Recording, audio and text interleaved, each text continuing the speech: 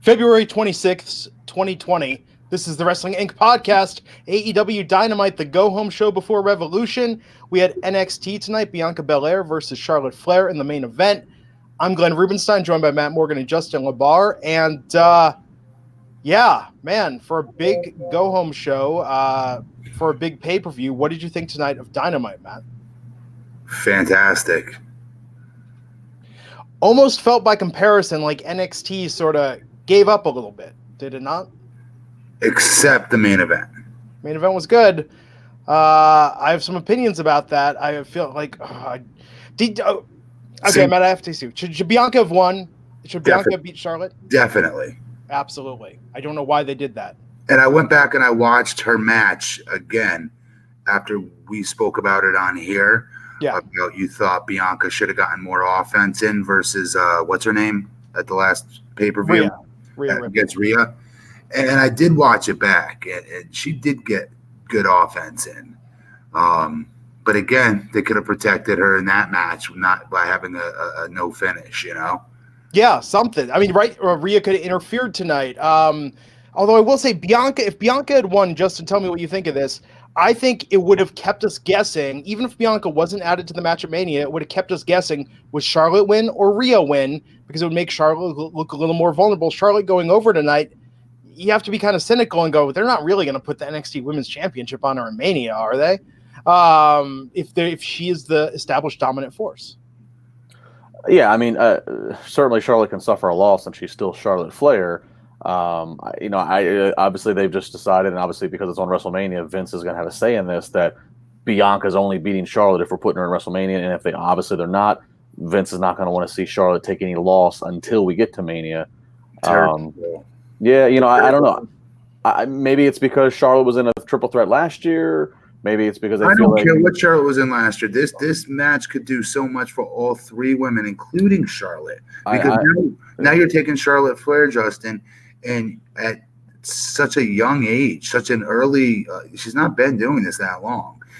To be able to take two talents and get them over on the main stage at WrestleMania as WrestleMania moment performers, if you will, that is hard. 99% of the guys on that roster can't do that. Only a few, like AJ Styles, can do that. Daniel Bryan can do that. Orton could do that. There's only a few. And I'm saying Charlotte already could do the same damn thing. And I don't know. I'm pissed off how they did this with her. Ryan W. with the super chat saying, long-time listener, usually can't watch you guys live, so here is some love for over the years. Awesome work. P.S. Bianca was robbed. There we go, Ryan W. Yes.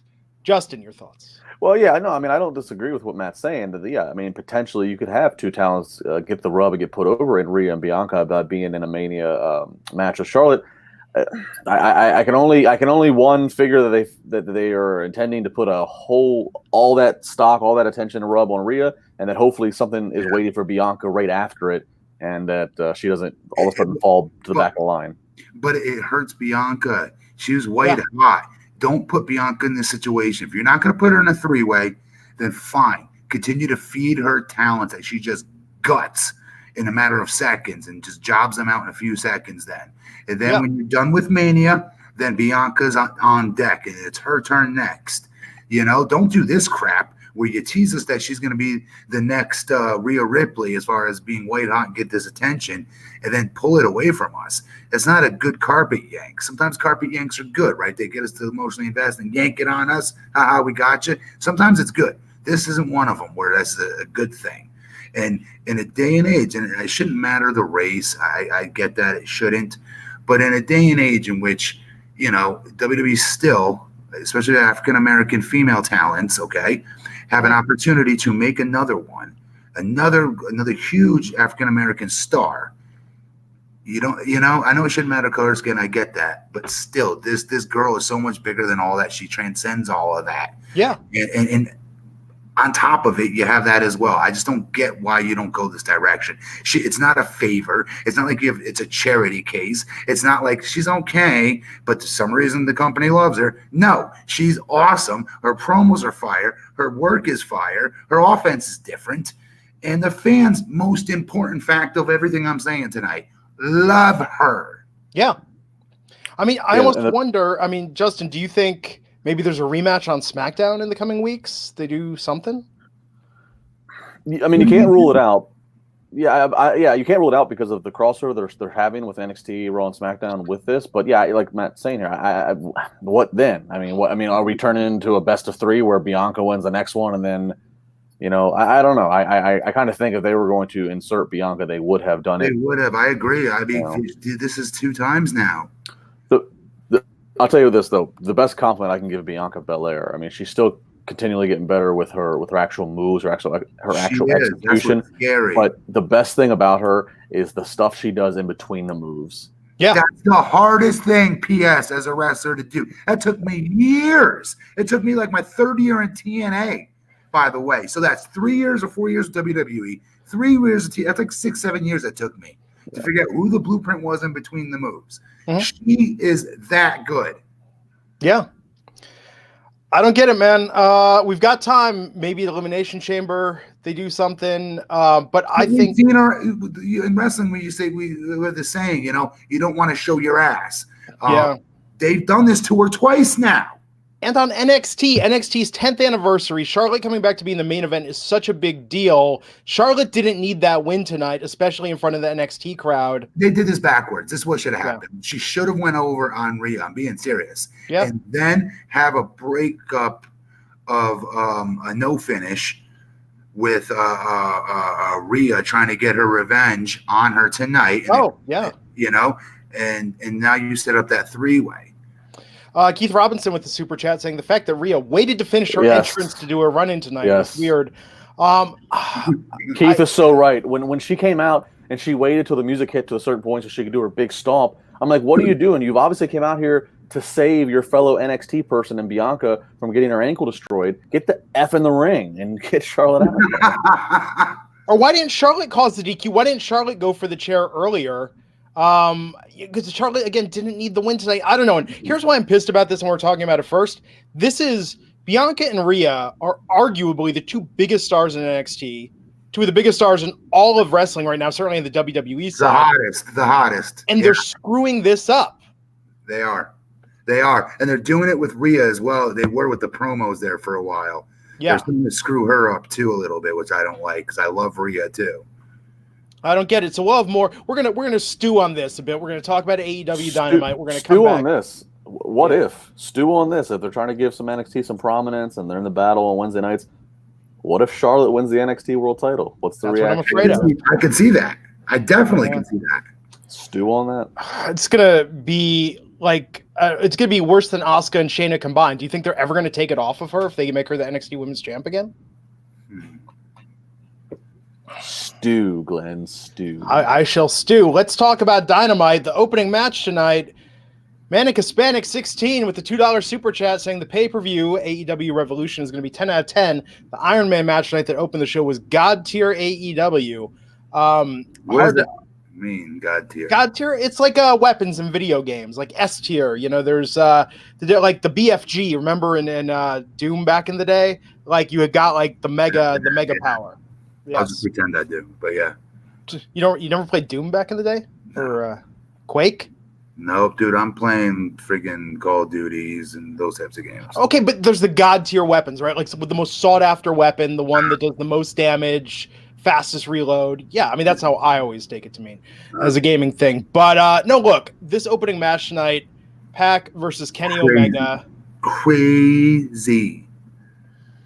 I mean, and this is where I felt like at the beginning. I mean, just how do you counter program this NXT? How do you turn the channel? I couldn't. I'm telling you guys right now, I had a problem.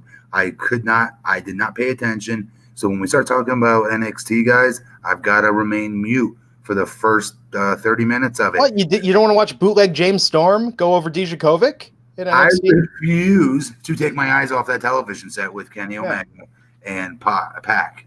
Yeah. Wow. It was good. It was really, really, really good. Monumentally good. Like if this was on any other, if this was a pay-per-view, we would be talking about, I'm being dead serious, match of the year, top 10 match of the year candidate. I've been heavily critical of, at least out of the three of us, of Kenny Omega. I've said, I know he's athletic, but a lot of it I always go back to, like, I just don't get him. I don't get it. This was the best AEW Dynamite Kenny Omega showing by far, and it was very impressive. I mean, because he's in his wheelhouse wrestling. When he's in the ring wrestling and doing his thing, he's fine. It's when they put him in these character moments that he's still figuring out who he is, right? Yeah. And but once he's in that ring and that bell rings, dude, he's on a different level. He's like the feeling I get when I watch AJ. My eyes do not want to leave watching him. Yeah, that spot, that suplex spot that Pac gave him from the apron to the floor, just a straight back pump all the way to the floor. I mean, that was. And we could be overly critical and say like, oh, there was no selling in this. Pac took a freaking power bomb off the top rope, popped up essentially on the cell to the opposite corner of the ring, and then was able to do an offensive maneuver to Pac by giving him like a hangman on the top turnbuckle. Like, okay, there's a lot of that happened, but that's the new style of wrestling. Whether you guys, some people, old school wrestlers and wrestling fans may not like that. They may want people to sell a little bit more. I used to be one of them, but there's something to it that I know we have a new context of how wrestling is going right now. And I thought this for me definitely was my money's worth. I love this match. It was great. I mean, it's the sort of thing I feel like you got to watch this. This was this is what AEW quality match. This is what AEW is all about. This match was on display. If you were AEW and you wanted somebody to do like a Coke or Pepsi challenge, if you will, taste ours versus taste theirs, this is what you put out there. And ain't nothing WWE counter programming with that's going to get your eyes off of that, in my opinion. Yeah. It was really good. So in this match, Kenny Omega ended up winning 2-1, and you might think, man, well, what's in store for Pac? I don't know, but it was more important for Omega to get wins and go over for me. Well, sick of that guy losing. I'm telling you. So after this, they set it up, and I was excited watching Kenny versus Pac, but were you excited? Orange Cassidy, yeah, Orange Cassidy getting into it with Pac. Were you sick of that? That's what I was going to ask you. This is my main event. Saturday night. Yes. Sure, main event. This is my main event. Pac versus Orange Cassidy. He's the perfect heel to all this. To make fun of it, to go, what the fuck is this? What are we doing? Because what fans don't get is Orange Cassidy can really go. Yeah. So he's going to be put in a predicament finally in which he's going to do his little shtick. It ain't going to work. And then he's going to have to pull out all of his ranas and all the crazy shit he can do. And Matt's exactly right. That's good. I mean, that match might actually steal the pay-per-view because it's going to be real. And what's great about it is that Orange Cassidy can lose still, and Pac can win, and Pac's got to win, but Orange Cassidy still all of a sudden started doing because everyone's because 75% of that audience, their minds are going to be blown when they see him start hitting the ropes and doing all the shit that guy can do that we've all seen him do, right? They're like, wait, he could do all that? Yeah. What the hell? Where's that been? And then, therefore, if he loses, we're still going home happy saying, but did you see Orange Cassidy? Did you see what he was doing out there? I mean, it's actually, I'm surprised they're not putting that on free TV. I know people will buy pay-per-views, but I think that could main event an episode of Dynamite, and I think that would draw ratings. But look, people are going to buy the pay-per-view for that. If you were on the fence for some reason, and it's hard to imagine listeners of this podcast are on the fence about AEW Dynamite Saturday, but if you were on the fence about dropping $60, like, look at $60. Is it 60? Is 50, 40? What Raj, is it? I demand to be able to write this off. Well, that's between you and your accountant, dude. Like, you don't write off your. I demand you, Raj, to have to pay for this. That's what I do. Raj is gonna set up a webcam from his TV at his house. You can watch that on your computer. Raj is calling the cable provider in Florida. He's calling the one in Pittsburgh. He's just buying it for all of us. We can. Where is Raj? Is Raj not doing the show with us anymore? Raj only wants 3 of us on, so Raj is only coming on if one of the 3 of us can't make it. Oh, okay. So he's not out whispering sweet nothings in Ryback's ear. Well, no, he's doing that. He's assuming he's laying there going, "Look at them, Ryback. They're working for me. I have full control of them." Yeah. And they're paying $60 for a pay-per-view. $44 on BR Live, $50 on regular pay-per-view. I apologize. Thank you for clearing that. Yeah. Yeah, but here's the deal, man. Okay, so already Chris Jericho versus John Moxley, MJF versus Cody, Kenny Omega and Adam Page versus the Young Bucks, Jake Hager versus Dustin Rhodes, Darby Allin versus Sammy Guevara, Nyla Rose versus Chris Statlander, and then you had Pac versus Orange Cassidy. Are you shitting me? Every single one of those matches, I am, pun intended, all in. And then some. I am really excited about this pay-per-view. Like, nerd boy, fanboy, wrestling nerd loser boy, ecstatic to watch this pay-per-view. This is like 8 nights of Hanukkah and my birthday rolled into one. Dude, every match you just listed, like, seriously, was like... there could be another women's match. I would like another women's match. But aside from that, fantastic. Not to be forgotten, it'll be led into by Super Showdown from Saudi Arabia tomorrow. That's the largest fart in church. Hey, really quick, what women's match would you like to see if you had your choice? I think they should give Britt Baker something to do since they've been building her. You know, I think that would be good. I thought the Fatal 4-Way tonight. Take time with her. You don't need to put Britt in a match right now. They're getting so much accomplished with her just doing promos and commentary. She's getting over. Yeah, you don't need to put. You can wait until she gets back in for a big match. But I see what Glenn's talking about, though. Yeah, just like because you've got this captive audience, right? You've got this hot pay-per-view. Like, why don't we build up an independent women's storyline separate from the championship? And you could do that. Yes, you could do that without having to wrestle, like they've been doing with her. But that's just it. They've been doing that with her. Now let's get the other part of the story. All these stories are supposed to lead to these resolutions happening where? Instead of a wrestling ring, during a wrestling match. Oh, there we go. Buddy Barlow, Swole versus Britt. Yeah, but Britt needs to eat her up. Yeah. Good. If Britt wrestles, I need to see her just eat up whoever her opponent is and just brag about it and talk shit the whole time.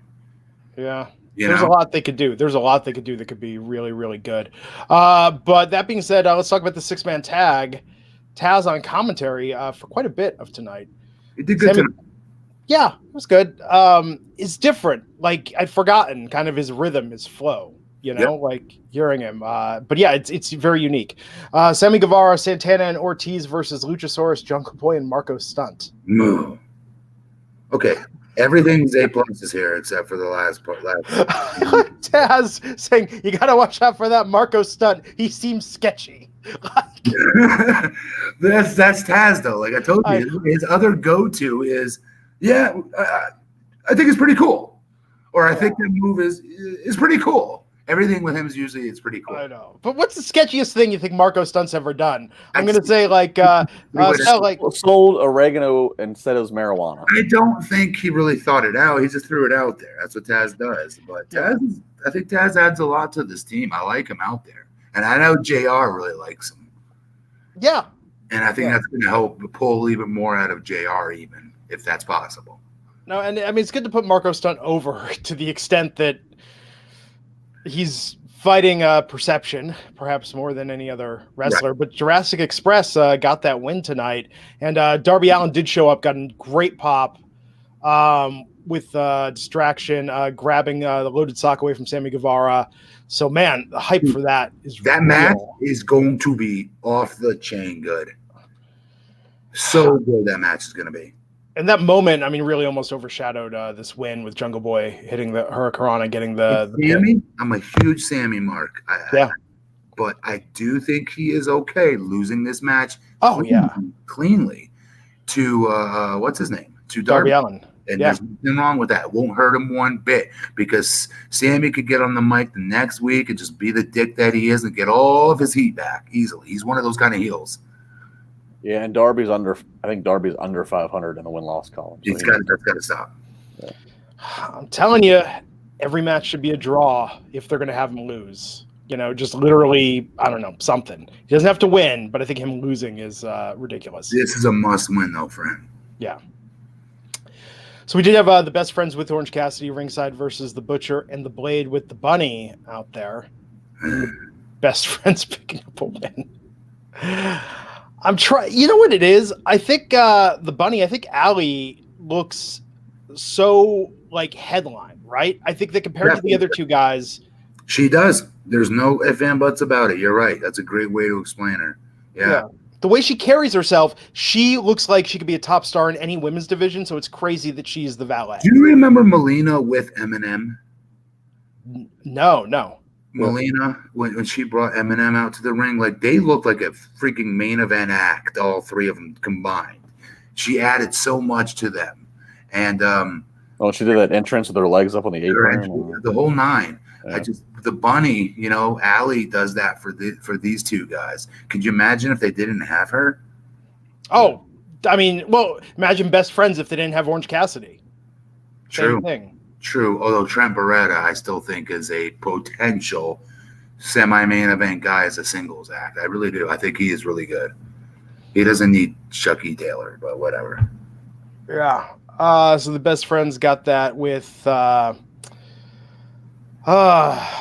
So yes, after that, man, they're hyping up the match against Pac, saying Orange Cassidy is gonna try. The crowd chanting, "He's going to try." Yes. Like seriously, like this match, I would buy a pay-per-view just for this match. He's gonna try. Yeah. I mean, I told you, Matt, when we were going down the Orange Cassidy rabbit hole after Double or Nothing. That was a deep hole we went down, but yeah. I paid like $20 to watch the Evolve pay-per-view where Orange Cassidy wrestled Velveteen Dream. It was like I just really wanted to see that match. Oh my God, I don't think I've seen this. Because it's only available on an Evolve pay-per-view that you have to buy. But that's the thing. He's just so good and so entertaining. This is going to be great. Speaking of entertaining, I know we are very critical of AEW's women's division, but Yuka Sakazaki versus Big Swole versus Sakara Shida versus Shana tonight. This was fantastic, this match. Shauna has been working for years. I told you guys before, like I've seen her so many times when I go overseas. I used to go overseas to work indies there every once in a while. She's was on like every show. She's really good. I'm glad to see her getting her break. Yeah, Justin, what do you think of this? Yeah, I don't know if I'd say fantastic, but it was better than some of the other ones. I mean, you can still tell if you watch. Some of these girls are still, they're learning and growing in front of a live TV audience, which can be tough. But overall, this was one of the better ones, especially when you have four in there. And I can't help but do the comparison, and it's not fair, but it's reality that other channel has a women's roster like we've literally never seen. And I will throw that out there to Raw and SmackDown. We've never seen a women's roster like that NXT women's roster. It is the best it has ever been. This tonight, here's what impressed me. I like the anime style, I like the style of fighting, and just as an observation on my Twitter feed, there are a lot of people that I follow that are not wrestling fans. I've never seen them tweet about wrestling, and they were tweeting about this match tonight. Something about this, it was like the women's match? The women's match. I think if you were flipping channels, this probably looked like the most interesting thing on TV at that time. I think what you're going to see, though, ultimately, because now I also saw something Hurricane Helms wrote out there as well, that it's the most positive comments he's seen on his Twitter feed about wrestling in quite some time or some shit like that. And I noticed it on mine, too. So I think tonight was a very big night for wrestling viewership. I'm interested to see what these ratings will be. Yeah. But I thought this was really good. This was a step in the right direction in terms of if we're going to do one of these matches, let's get very different competitors with very different styles. And if they're not going for a title, let's have them go out there. Do you care about all of them, Glenn? I mean, be honest. Any of them do you personally care about? Are you invested in any of them individually? Or for you, is it, hey, it's women's wrestling. That's cool with me. I like Big Swole quite a bit. And because of you, I'm taking another look at Shanna and trying to get into her character. I think Yuka and Shida, I like their look. I think that it's colorful. I mean, their style of wrestling is not the one I'm most familiar with. So it feels kind of, how would I almost put it? I feel the same way about Joshi that I do about like anime. Like I can appreciate it when I see it, but I don't know enough about it. I'm not going to sit here and stand over it and be like, because I'll admit that I am not the most qualified person to talk about that in depth, but I enjoy watching it. So that's what I was going to ask you. Yeah. So, but sometimes that's a good thing because you're not adept to watching it. You haven't watched it much. So therefore, do you find it entertaining? I found tonight very entertaining, but part of the reason why was because it had so many different styles going on. And one thing I'll say to this is like WWE, man, like a lot of the women don't have different styles of wrestling or character. It's and this is the reason why NXT is so awesome, Matt. It's like we talked about. It's the fighting game mentality. It's the superhero mentality. I don't want just everyone out there where it's like they're the hottest women in professional wrestling. They all look like models. They're all glammed up, and they're out there putting on, different variations on the same match. I want it to be like a fighting game where everybody's got their own fighting style, their own very unique moves, their own very unique look. I want that in wrestling in general, but in women's wrestling, I think that really helps draw people into it and let you know that this is more about the characters and the performers rather than the idea that, this isn't just hot girls fighting one another. There are characters here. I think it really helps sell that. Yeah, definitely. Okay. And I like that with men's wrestling too. I love characters in wrestling, period. Styles, yeah. Yeah. I mean, the most generic thing is on any roster is when it just all looks like, the default create a wrestler from a video game. But with this match tonight, really quick, who won? Hikaru Shida won this match.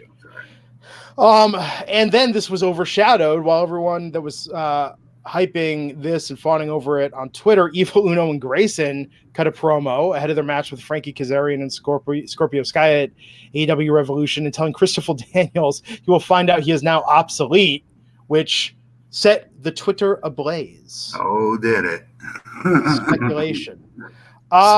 Very good trolling. Very good trolling on their part. So, Justin, hear me out on this. Matt Hardy's contract is up March 1st. AEW Revolution is February 29th.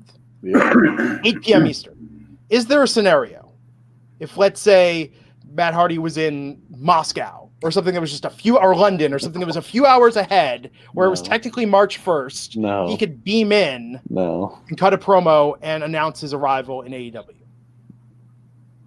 I know Jerry McDivitt, the WWE lawyer here. I don't think Jerry McDivitt will let that fly. It's March 1st somewhere. Well, first of all, why can't the pay-per-view run over time? Why can't it run past 4 hours? 4 hours would be long. They could do it. And it's not going to be the last match. I mean, Jericho versus Moxley is going on last. Yeah, that's true. I don't know.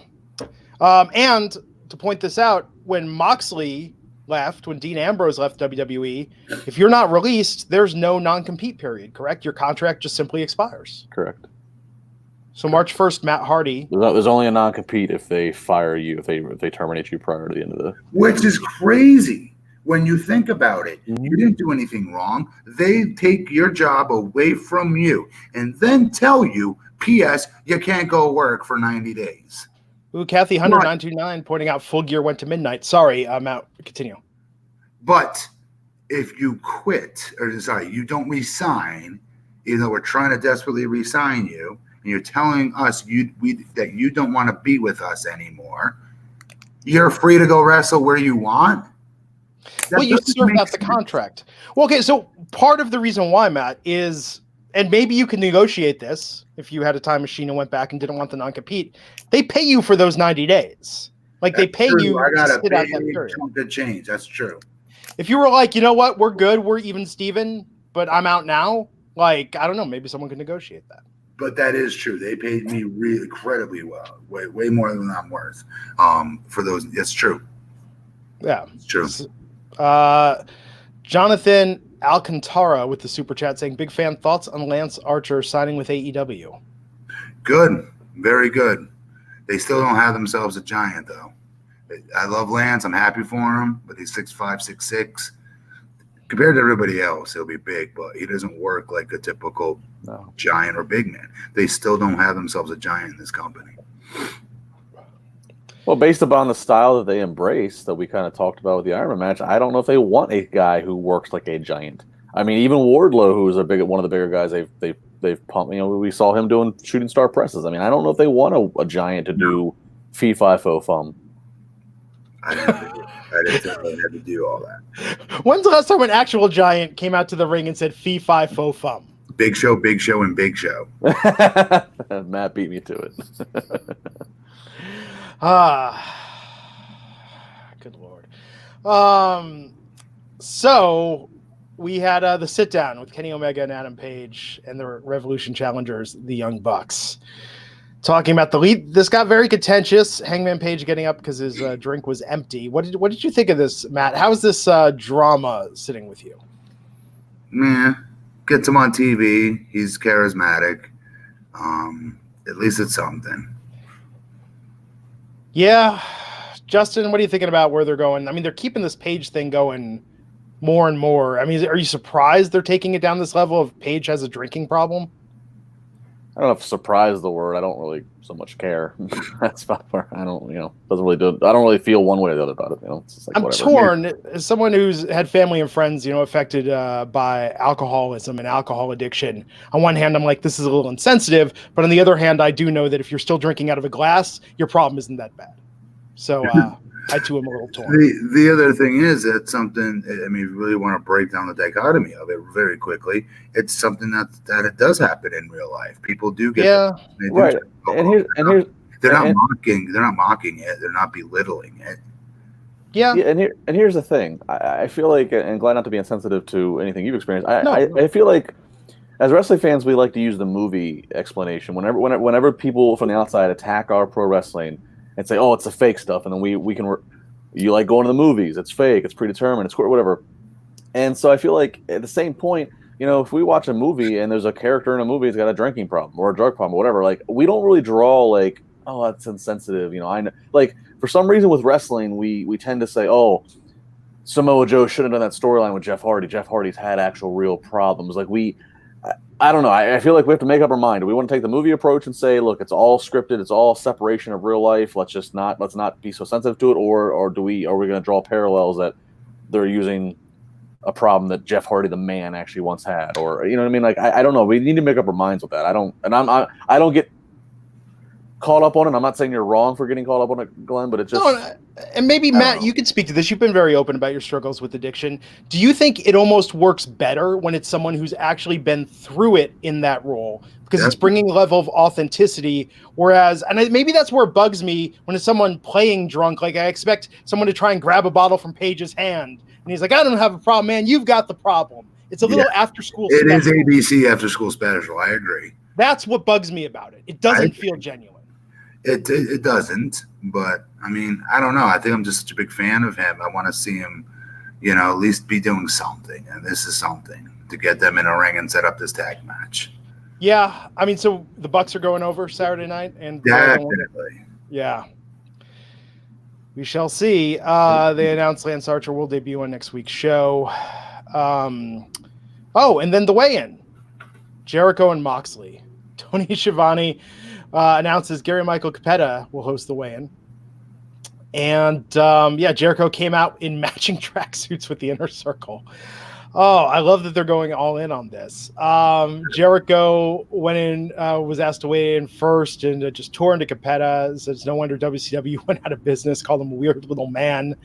Insisted the champion goes on last. Moxley weighed in at 234. Jericho took a sweet time. And Moxley headbutted Jericho, busting him open. I mean, this was a lot of blood, even by AEW standards. I mean, not Dustin Rhodes, but still pretty bloody for TV. The Inner Circle got into it. Dustin Rhodes came out, clotheslined Hager. The Dippin' Dots got involved in the concession arena. Darby Allin ran in with the skateboard. I mean, man, like, not to put too fine of a point, but Matt, think about how much shit we give the WWE when they do the locker room unloads and everybody comes out and gets in a brawl. I love that this was choreographed.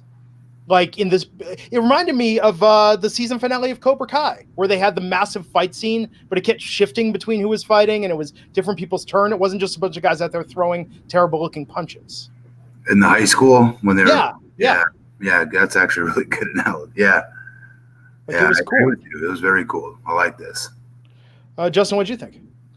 Yeah, this is good. At first, it was a little slow the way in, and as simultaneously you have Charlotte and Bianca going on, I was like, all right, I get that you're putting the build to your title match on last on your go home, but Jericho started stalling. I was like, what? They got to do something here to salvage, and they did. They started having the old fashioned, just Donnybrook putting over, Dustin and Jake's getting over, Sammy and Darby's getting over their match. So yeah, I thought it was well done. I thought, and I like the real, that that banner they had hanging from the rafters of Moxley and Jericho's face. It looked like a UFC banner, and they made it feel like a UFC or boxing weigh-in. Yeah, Jericho had his cornermen all in matching tracksuits. We had cameramen, we had ring girls, we had photographers. So I thought when it was all done, I was like, all right, that was a well done piece. All right, blabbermouth. Damian Cole for $2 super blabbermouth says, "Love the show, guys. Jericho has to win, right? Yes, Jericho does have to win. Why couldn't you just say you love the segment like I did and just leave it at that? Because the people expect. I'm a man of the people. Oh, expect some explanation, Matt. But yes, Jericho has to win, in my opinion. Yes. Here's my take on this, and it's interesting to see the chat room. I feel like we deal with this every week. We deal with this on Twitter. Matt, you're pretty unabashed and out there with your fandom of AEW. You're rooting for AEW. You are inclined to give AEW the nod because you were such a fan over WWE. I, on the other hand, go back and forth a little bit, and most of the time I mark out for NXT on this podcast more than I do AEW. Yes, you do. Primarily because of the women's insanely talented division. Absolutely. So you guys have it even on this show. And I will say that tonight, AEW, this is probably my favorite installment of AEW Dynamite. And they've had some really good ones. Wow. But I feel like to build up the pay-per-view, this was just a perfect build. That last segment was so well done compared to the bullshit. Again, the locker room fake fights we've seen the WWE have. I'm very excited about this, and I have been skeptical and critical of AEW to date, and I think tonight they did so well, whereas on the flip side, NXT really phoned it in, so much so where I feel like they said, you know what, we're not going to win tonight. We're going to get some props in the main event. There'll be some pops. Most people are going to watch the recaps of this show. Like, let's hold our powder for next week to start building towards Mania. But how do you know that they thought, like, how do you know they know that AEW is going to have this really strong show? Well, AEW has beaten them in the ratings most every week during this battle that they've had, and it's the go-home before their first pay-per-view of the decade. AEW hasn't had a pay-per-view since November. There you go. Okay. And how do I know they were giving it to them? Because NXT opened tonight with Dominik Dijakovic versus Cameron Grimes. That is not counter-programming. No, it's not. But they continue to say that they're staying the course with what they have intended to book 6 months out, I believe, or something like that for NXT. But then again, I don't think that's necessarily true because they wouldn't have Bianca Belair in the situation that they've got her in. She got white hot. They threw her in there and fast forwarded her up into that main event upper echelon very quickly. So I don't know. I just know they got their asses kicked tonight. It was tough. I mean, we saw Charlotte arrive. Now, if they'd really wanted to go head-to-head and call the shot, they could have put Bianca versus Charlotte on first, maybe had some interference, and then pick it up in the main event. They could have done something hot there. They could have done something with Undisputed Era. They could have had that Velveteen Dream promo could have come out. And that's how it started. Yeah, but I'm sorry. So we've talked about this. Dijakovic is great, but Cameron Grimes, I mean, I kid you not. I don't remember if you said it or I said it, but I think it every time. I think bootleg James Storm every time I see that dude. Like, is anyone a Cameron Grimes fan? If I was them, and obviously part of this is obviously hindsight 2020, having seen how the shows went out, Triple H and them can't know this when they're putting the format together. I would have put Charlotte versus Bianca up first to have it up against that Iron Man match. And I would have teased on social and teased the entire night. Finn Balor wants to know who's next for Finn Balor, and have him come out and cut that promo. It was a really good promo. I know we'll get to it. And then, I would have gone some route like that because I just feel like that would, again, that's hindsight 2020. That's also us having got to see both shows. Triple H and NXT doesn't know what they're, what AEW's format's going to be, but that Iron Man match I feel like was announced. I feel like we knew that was opening the show. Was it opening the show? I feel like I knew before I turned it on that it was. Maybe they leaked on social, but if I were them, I would have said. Because I was very giddy that they opened up with that. I did not think they were opening up. And so were the fans. A lot of the fans looked pretty surprised. Like that was holy crap! They're going right to it. This is awesome. But that's all they really had tonight was Bianca versus Charlotte. I think they open it, they do some attack angle to where the match doesn't happen, then they move it to the end and they give it some heat. So Damian Cole with the $10 super chat saying Hager versus Dustin seals the show. What's your match of Revolution? Quickly before we dive into NXT, Matt. I mean, we know what mine is, but Matt, what's your match of the night at Revolution? Every one of them could be the show stealer, but I'm being serious because they're all, to me, A+ matches. That you just listed them all. Did you see my face when you listed them all? I know. I'm gonna go with the tag. Justin? Tag match. I mean, Jericho Moxley, just because of the effort they put into the story. Actually, no, Cody MJF. Oh, see what I'm saying? Cody MJF. There's so many good ones. And then T Smitty 3000 saying Bianca is the female Strowman, got over organically, but WWE not capitalizing on it. She will end up in the Judy Bagwell pre-show Battle Royal at Mania. Even if she'd been attacked tonight at the top of the show, and it could have been by anyone. It doesn't even have to have been Rhea or Charlotte. It could have had her look stronger in her loss. She could have insisted on competing, and it could have set up a hot feud for her to jump off on. I don't know. I just feel like a wasted opportunity tonight. I was looking forward this week. Seriously, Bianca versus Charlotte. You heard me talk about it on Monday. Like, such high hopes for that match. I hope that's not the end. Because we were hoping this was the Iggy that they were going to be setting up a 3-way to Mania. Maybe it still has a weird way to happen. Who knows? It could. And I'm sure it's the sort of thing where, fans, if it's something you really want and expect. Yeah, I'm just going to say the same thing. Guys, go bonkers on this. Light up WWE message boards, chat rooms, phone calls. I don't know how you guys do it now. Somehow, go bonkers. Everybody call Stanford immediately right now. Send a telegram. It works. Send a fax. Tina Miller with the super chat saying AEW last week was better. I was there, maybe biased. There is something about actually being there, and AEW last week was very good as well. They're on a very good streak, and NXT has got to get it back next week. This thing with Rhea and Charlotte at Mania is a great opportunity for NXT. NXT has done so much right, especially with the women's division, and Worlds Collide screwed them over. The Dusty screwed them over. Next week is their chance to start the real build towards Mania weekend and get some of their momentum back. But so this match, Cameron Grimes won, and this was a good match. I don't mean to shit on Cameron Grimes because of just his look. I mean, these guys can both wrestle. Damian Priest did a run-in, took out Dijakovic's knee. Grimes got the win. I just feel like tonight, man, when you got the 30-minute Iron Man match with Pac and Omega, two of the best in their business. No, we're done with this segment. This segment was good. It was what it was. It had no shot of beating the first segment for AEW. None. It is what it is. It's next. Yes. After that, William Regal was there, and he talked about a series of qualifying matches will begin next week for the NXT Women's Division. The winner will go on to take over Tampa Bay to compete in a ladder match to crown a new number one contender. Okay, so the NXT Women's Championship is not going to be it's going to be defended at WrestleMania with Charlotte and Rhea, but this ladder match for the number one contender is going to be what the stakes are at TakeOver. And I like the idea of doing qualifying matches. I think this is a great idea, and they have got the roster to do this. Yeah, that's them showing off, going, haha, look at all the women we have over here. Pretty much. Start with that tonight. We could headline with a friggin' ladder match for a number one contendership match. That's how friggin' stacked we are. Yeah. Finn Balor came out and cut a promo. That camera angle when he was in the corner of the ring and doing the finger point and with the smoke and the Prince Balor and everything behind him tonight was so iconic, was so cool.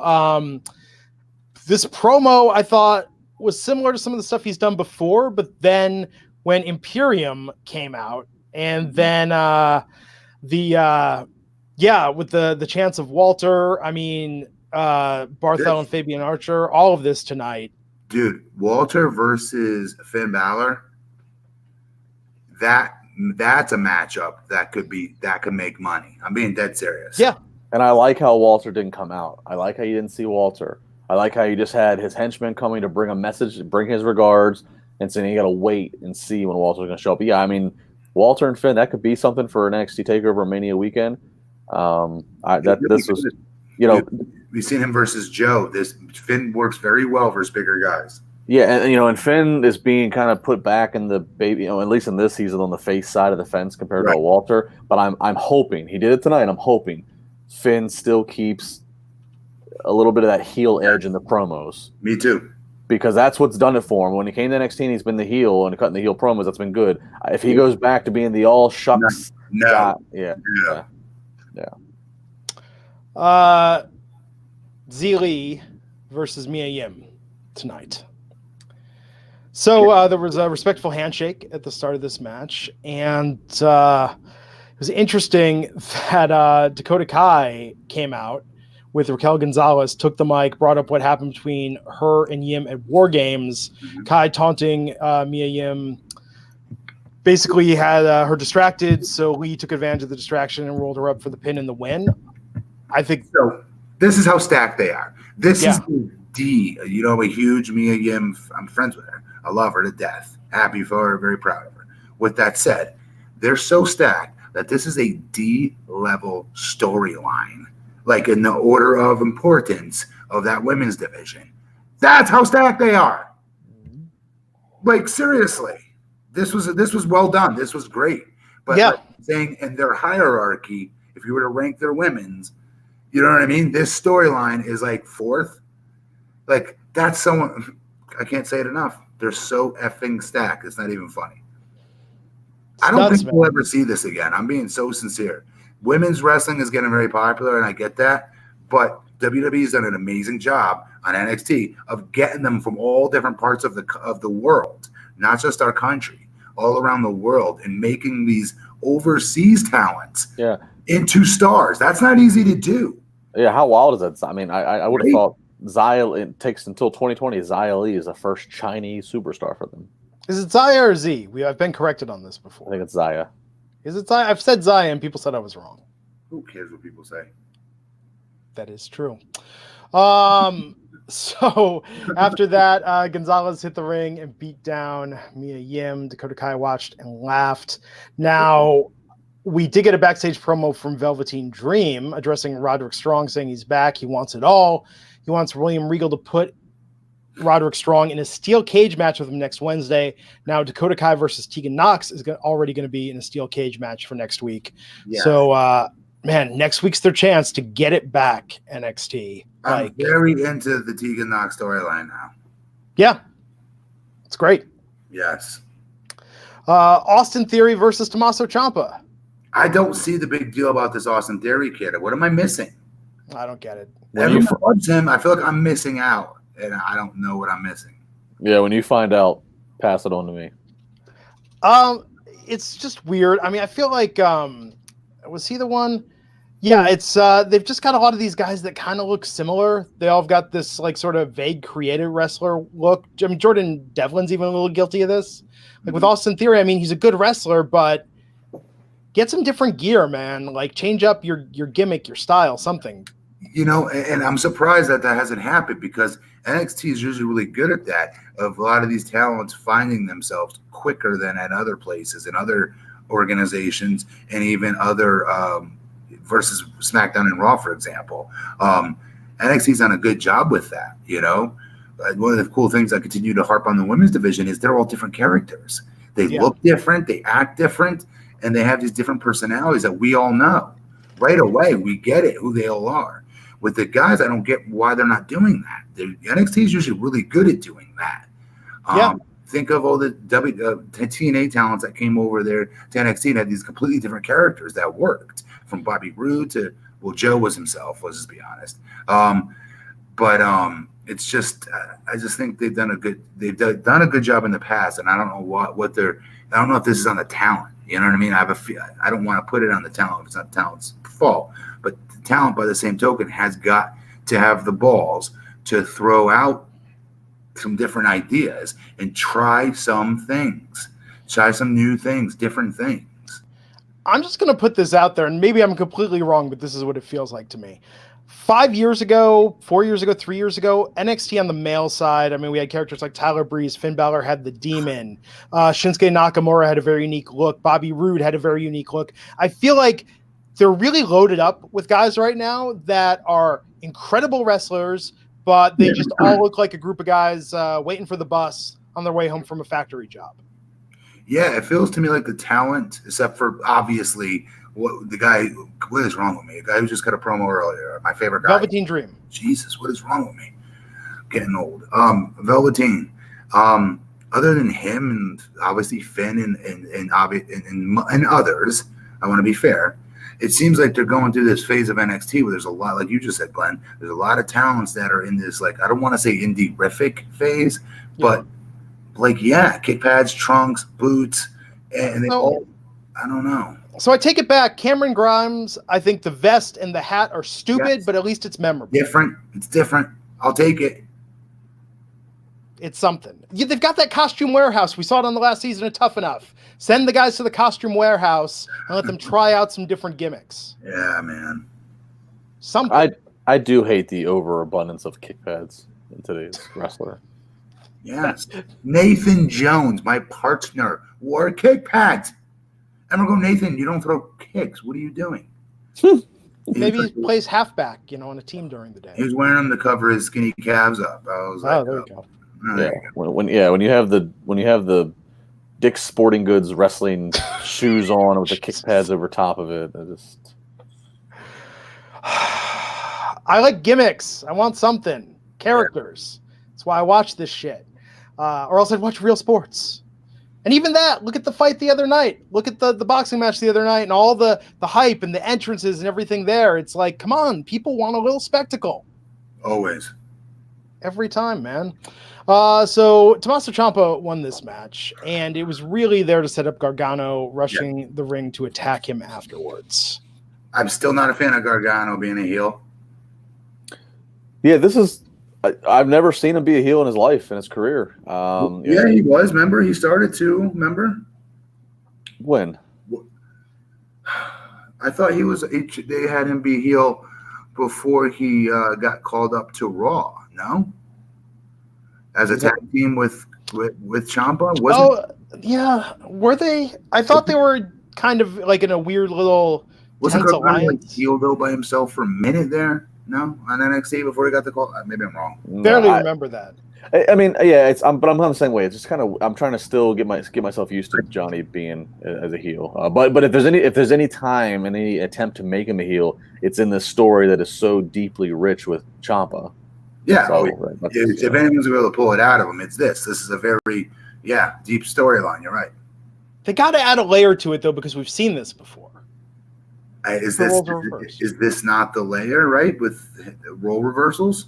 You know where they could go, and I know, again, I crap on this in the main roster, but I swear to God, if you got Candice LeRae involved in this, and you did an angle where she was talking to Tommaso, like, I don't know what's changed him, I don't know what's going on, then Johnny thinks they're cheating, that she's cheating, they're not. Like, you could do something at least dynamic, and I'd be like, oh, this feels really personal. This feels like it's got high stakes. But they've got a rich history. This isn't quite like some of the other crap WWE has pulled. Yeah. No, they do. They do. Yeah. It's crazy because Johnny, thank God this didn't happen. When they first rolled out 205 Live, remember when they had like the ropes becoming purple and interjected in Monday Night Raw? Yep. Johnny was originally going to be one of the centerpieces of that 205 Live. And then last minute, I think Triple H saved him and kept him with NXT. And thank God he didn't, because we saw everybody. I mean, does everybody remember the first 205 Live champion was a TJ Perkins? And like everything that original 205 Live rollout was just, everybody got just tampered with. TJP is a very good worker. Right, but they all just got tampered though. So I'm glad that Johnny got saved. Fun times with the game saying he was a heel in a match versus Ricochet, and Nightmare Knee saying Gargano was a heel when he attacked Aleister Black. So he has done some heelish stuff before. There we go. Yes. So Bronson Reed. Oh, Roderick Strong accepted. Terrible name. Look out, Bronson. Bronson's gonna get you. I think of the guy that won Tough Enough, Josh the Yeti. Bronson Pinchot. Okay, first off, there's nothing wrong with that. It's like the old George Carlin. I don't think it's tough. I don't think it's scary. He's standing tall on the wings of his dreams, Matt. I don't think he will do the dance of joy. It's like the old by Cousin Larry or the dance of joy. It's like the old George Carlin bit about names. Like soft names equals soft people. Taylor, Tyler, Flynn, Tucker. Yes. Tucker. Hi, Todd. I'm Tucker. I'm in favor of any name that rhymes with a swear word. Because as a kid, you play the name game on the school bus. Oh, you live for those moments where you could just banana fana foe and then, yeah, F-bombs all over the place. Those were good times. Do kids still do that? Justin, do they do that when you went on field trips as a kid? Like you sing songs on the bus. When I went on a field trip 20 years ago? I don't know. Matt knows what I'm talking about. Yes, you're correct. It's like, do kids still eat orange slices at halftime at youth soccer games? My daughter's 5. Yes. And they talk. My daughter's 5, and they talk about what they watch on their Disney Plus on their. They all have iPads. That's where we're at today. Interesting. So Bronson Reed versus Killian Dane. Good looks. I mean, these guys. Okay, terrible name. Good looks. I think this match for two larger guys. Yeah. Going at it. This was good. Is there a storyline here that I missed out on like the week I was gone? I don't know. I'll be honest. I was watching AEW. Yeah. I walked back in the room and I had this in NXT was on the TV and I just caught a glimpse of Bronson out of the corner of my eye. I thought it was Brodus Clay. I thought they brought Brodus Clay back for a minute. Like I was like, what happened here? He unfollowed me on Twitter the other day, so Funk is not on a roll anymore. Why? What happened? I don't know. What did you do, Glenn? I'm just looking at. I have this app. It's like shows who unfollowed you, and I'm like, why do you have that app? Why bother? Good question. It's just gonna make you feel bad. It's gonna make you feel bad. So why bother? Because here's what I hate more than anything on earth. Matt, you've seen this too. When somebody will follow like a bunch of people on Twitter, and sometimes it's people you're a fan of, so they're like, oh, I'll follow them back, and they get a bunch of followers, and they're following people, and then they unfollow everyone because they're like, look how cool I am. I've got 50,000 followers, and I follow no one. Like, that's why, because I want to unfollow those people to punish them for trying to fake their celebrity and credibility. Glenn, I'm going to unfollow you tomorrow. I want to see if your app tells you so. I have to check it. It doesn't automatically give me a notice. Justin LaBar unfriended me because I get that, and I would just be like, oh my God, what happened? I thought we were buds. Like, that would be terrible if I got a notice every time in real time. Anyhow, neither here nor there. Killian Dane won that match. Let's talk about Forgotten Sons versus Grizzled Young Veterans. Let's not. There was a USA chant. Are Forgotten Sons baby faces now? I don't know. Again, I'll be honest. This was hard to. I'm friends with one of them. It's just tough for me to watch. And I like Grizzled Young Vets actually. Terrible name. Hate their name, but I think they're pretty damn good. But nonetheless, it was what it was. This was just a terrible show, guys. It was really tough. Not big on storytelling. I'm telling you, next week is when they're going to give an F again and put some effort into this thing. Is next Wednesday's NXT the last NXT before Elimination Chamber? I think it is. So if they are going to do anything with the women, it would be to that. We'll find out. Hey, Glenn, really quick, say who won the match. Grizzled Young Veterans. Your favorite name. It's such a terrible name. Yeah. Anyhow, after that, what are you going to do, folks? So let's talk about, there was the cryptic teaser video. Killer Cross, ? Did you see that? Is that what it said? No, it was like, okay, so remember what happened on SmackDown? It was nothing like that. It was nothing like the SmackDown glitch thing that we saw last week. But it did kind of look like the thing Killer Cross posted on Twitter. This video is like a countdown to Doomsday type thing. Yeah, I hope it is. I hope it's him. I hope he gets a great opportunity. Yes. And they need to keep the name Killer Cross. That is key. So, Charlotte Flair versus Bianca Belair. Bianca's entrance, incredible. So over with the crowd.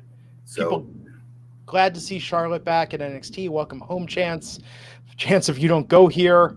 So much hype for this match. So much hype for this match. I don't know what it is. I mean, okay, Matt, let me ask you this.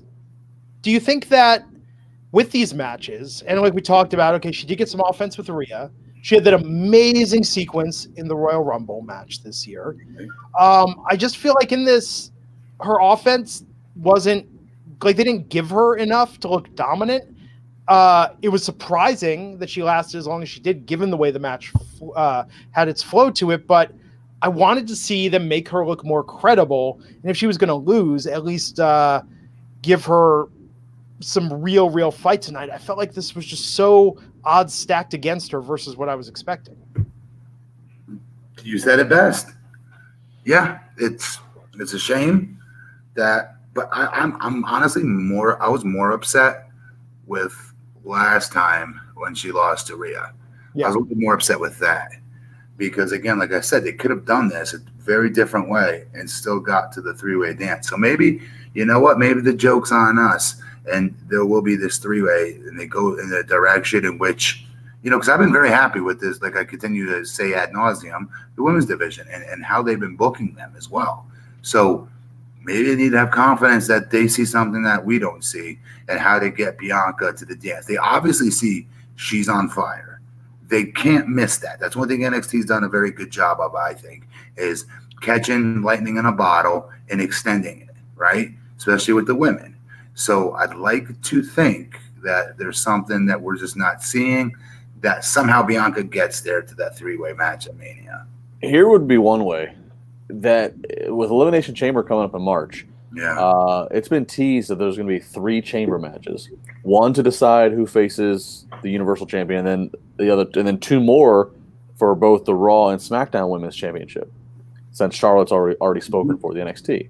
What if Bianca Belair showed up on Raw or SmackDown and said, "Yep, bitches, I'm going to the Elimination Chamber." She wins one of the chamber matches and says, "Forget this, I'm going after the NXT title too," and inserts herself in. I mean, it'd be a babyface heroic thing. It'd be stupid logically to go into a match that already has another challenger. But it's not, the chamber's still there, so it's not out of the question that they could not, they could put her into that. Okay. Yeah, as roundabout way as that is, I'll take that. Whatever gets her in. Yeah. Really. I mean, anything at this point. But they've got to construct these matches to give her more time to shine. Because like you said, Matt, she's great in between the moves. I feel like, though, I don't know, the rhythm is just a little off. Maybe I'm wanting something more. I'm also a little distracted here because the chat room is coming up with some fantastic alternative names for Killer Cross. Zachary Showalter's is suggesting Experience Cross. I don't get it. No. Onzo Smith is suggesting Boss Cross. Because they won't be able to use Killer. Is that the thing? Yes. What is it? Mark, Experience Cross? I don't get it. Mark is suggesting Innocent Until Proven Guilty Cross. These are not interesting names. Riddick Moss Cross. Or just Cross. No, it's got to be Killer Cross. Those were not interesting names, Glenn. They made me chuckle. I still think Chris Cross is the way to go, if not Killer Cross. If he's not Killer Cross, it either needs to be just Cross or Kevin Cross. Yeah. No, wait, remember we just said about soft names? Yeah, Kevin Cross? I agree. Kevin Owens, you got to remember what we first felt when we heard that name. I didn't like it for him. I hated it for him. But then his name was Kevin Steen on the Indies, and it worked then too. But then I go back in time to when I first heard his name on the Indies. I had the same reaction. What if he's Kevin Killer Cross? And that'd be KKK. Never mind. Let's just go Cross. You got to do the test, the Name Up in Lights main event test. Stone Cold Steve Austin versus the Matt Morgan, Rocky Maivia. Triple H, versus Batista, Animal Batista. You got to have these bringing names. Did you feel like more of a star when you were going by the blueprint, Matt Morgan versus just Matt Morgan? Definitely. Yeah. Something about it, man. I never had a good nickname. I feel like I was missing out my entire life. Yeah, man. Struggle's real. Anyhow, Justin, what about you? Did you have a nickname growing up professionally? Most people just refer to me by my last name, LaBar. Good last name for that. Rubenstein, bit of a mouthful. Doesn't work so well. Anyhow, I don't just set the bar. I am LaBar. You got that. How happy were you when that fell into your lap? I was very happy when Sheamus and Cesaro cut a promo and did it on camera for my podcast. And they said he's not just, it was great. It was like printing money. It should be your outgoing voicemail message. Do people still have those? I haven't had an outgoing voicemail message in 15 years. Yeah. Mine's a standard Verizon woman saying you've reached and then my number. Yeah. Yeah. Anyhow, so after this match, Charlotte went to get a chair and attacked Bianca Belair's ankle. We're still reviewing the show. I thought we were done. Rhea Ripley did her entire entrance in no hurry to come out there. Head down to the ring. Flair tightened the hold before breaking it. And yeah, this was just a face-off with them. A stare down as NXT went off the air on the USA Network tonight. There you have it, folks. We'll see what happens next week. I like lacrosse. Donald Williams is suggesting. These are all terrible, but they tickle me for some stupid reason. Anyhow, Matt. Stop tickling Glenn. Stop tickling Glenn. So tomorrow, we're going to have Super Showdown coverage. Matt will not be here. I will not be here. You will have Nick Hausman and Raj Giri on a weekday. Some of us have morals. Just throwing it out there. Yes. Good night, Raj. Anyhow, is there any news? Anything else we should cover, Justin? Yeah, two things real quick. Well, if you have no morals and you're going to watch the Super Showdown tomorrow in Saudi Arabia, you will likely be seeing The Undertaker because there has been photos spoiled by the Saudi Arabia local tourism. Him and AJ. Social of Taker has shown up. He's arrived with the WWE roster. So, yes, we would imagine that this would be where we set up. AJ was standing right behind him in that line. Where we set up the Taker WrestleMania match. So, there's that. And the other news, so a lot of questions have been around Samoa Joe. So Samoa Joe, we thought that he was hurt. We'd heard that he got hurt filming the commercial. Maybe this is all true. What we do know factually is WWE confirmed and put it out publicly yesterday that Samoa Joe has been suspended for 30 days for failing the wellness policy. So in the up and down of Samoa Joe's WWE career, just really not being able to get like a ton of momentum. Here's another 30 days. Don't throw that on him. He'll be fine. He'll come back better than ever. Well, no, what I'm saying, no, dude, Matt, between injuries and the lack of booking commitment, it's just nothing has got to stick. Nothing has got to stick for him since he's been on Raw and SmackDown. That's my point I'm making. It's just nothing's got to stick for the guy. It's unfortunate because he is so damn talented on the mic and in the ring. Yeah, let Lawler doesn't want to be there doing Raw commentary. Lawler does not want to be there, and he does not like to kill the product. Let Joe take Lawler's spot. Joe did great on commentary. Let Joe fill the wrestler heel color commentator spot. No, let Joe get his ass back in the ring and be a main event talent that he was destined to be. And this company needs to wake up and start treating him that way. Well, they try that, but he gets injured, suspended, or something else every single time. It seems. How many injuries he's had?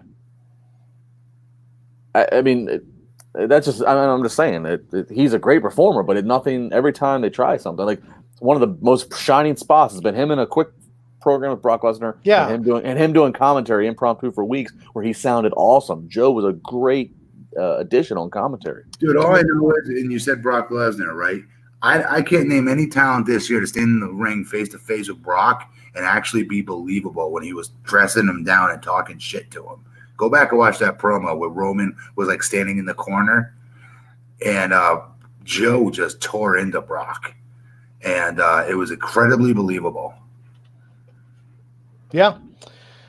Matt, let me ask you this. So if he's not going to be a main event talent, if he's at best going to be occasionally put in a program to essentially lose and be the menace, like he was with AJ Styles. For him and his family, I hope he's able to do that injury-free, continue to make amazing money for his family, and then when the time's right, then make that transition to the booth. But he's got too much in him still, and they've not, in my opinion, they're not really cashed in on him appropriately for what he's worth. Yeah.